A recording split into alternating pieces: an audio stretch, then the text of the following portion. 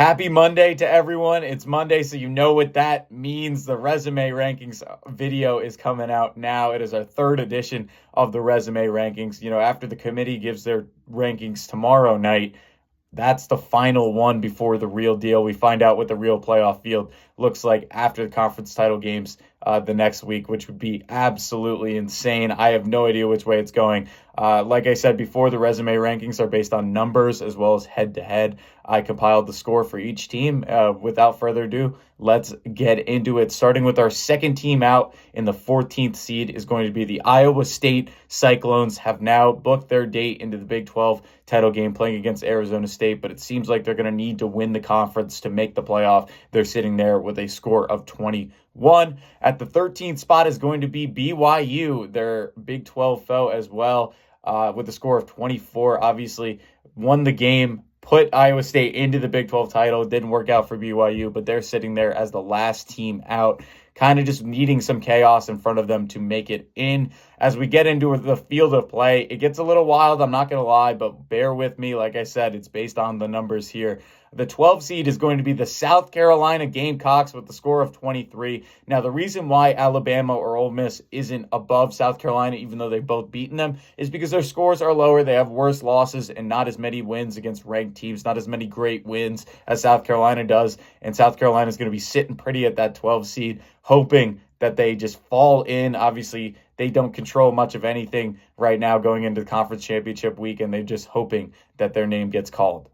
At the 11th spot is going to be the Arizona State Sun Devils with a score of 21. They get in over South Carolina because they only have 2 losses instead of 3, and they also have a chance to get that auto bid in the Big 12 against Iowa State, as I previously stated. So they're going to be sitting there at 11.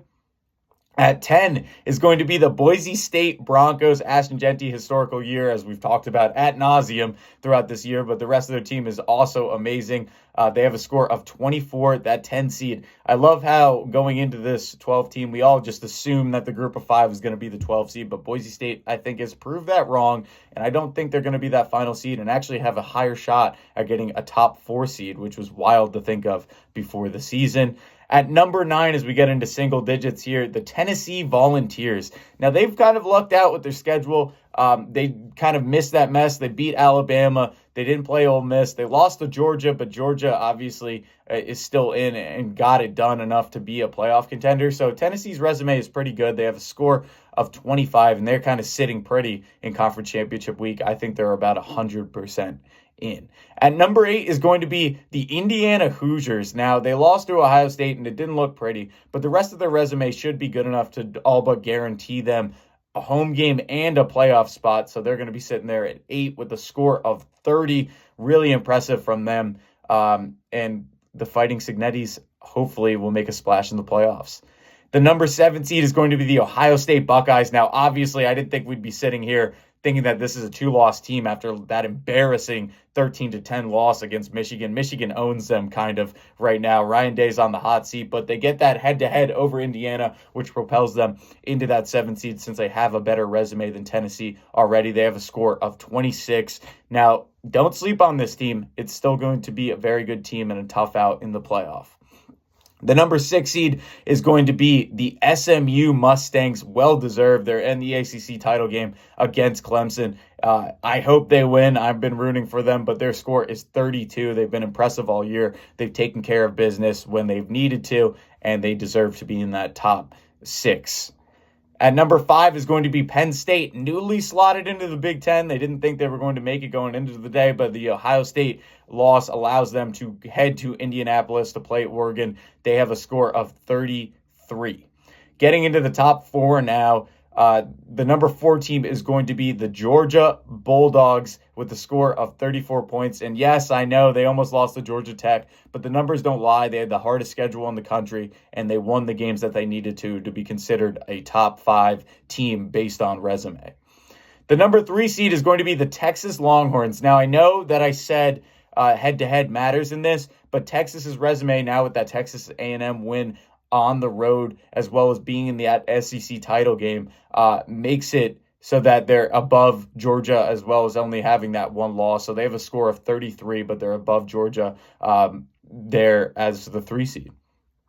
The number 2 seed, jumping all the way up from 5 in the actual committee's rankings, is now number 2 in the resume rankings. Notre Dame Fighting Irish. They've gotten done. They've destroyed the opponents that were in front of them. I thought USC was going to be a tougher test for them, but they handled it really well, and they've been impressive. Unfortunately, the best they can do is the 5 seed, since they don't have a conference title game. And I do wonder if this is a wake-up call for the Fighting Irish to maybe join a conference. They have a score of 34. And then, of course, the Oregon Ducks sitting there at 1 with the score of 39. It's self-explanatory here with the amount of wins they've had and no losses.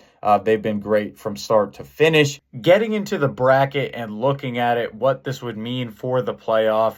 Obviously, going through the first round matchups, it would be a whiteout in Happy Valley hosting the Tennessee Volunteers, Penn State versus Tennessee for the 7-10, and the right to go to the Sugar Bowl to play number 2 Texas. That little bracket would be a lot of fun. Our other matchup would be number 6 Georgia hosting the number 11 Arizona State Sun Devils, and the winner plays SMU in the Peach Bowl.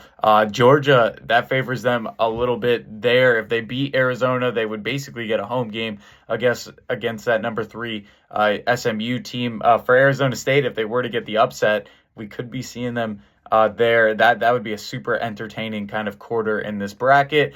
The other first round matchup would be the number 5 Notre Dame Fighting Irish hosting the number 12 South Carolina Gamecocks. Like I said, they're hoping to slip in. They might need some chaos conference championship week to make that happen. They definitely need SMU specifically to take care of business with Clemson's to make sure that there's not like a bid stealer here in the conference championship week. But Touchdown Jesus hosting the Gamecocks, and then the winner would play the number 4 team, Boise State, who would win the Mountain West in the Fiesta Bowl. This another one where I can't necessarily say that one team is for sure going to advance to the semifinals. Would be entertaining for sure. And then our last first round matchup, a rematch, Ohio State versus Indiana in the shoe. Hopefully it doesn't have the same result as last time. It is hard to beat a team twice in the same season. So we'll see what the Hoosiers are able to do the second time around. And then the winner would play Oregon in the Rose Bowl. It would be an all Big Ten kind of quarter there. Really entertaining, some great matchups. And, this bracket is interesting for sure. That is the Resume Rankings 3.0 for you.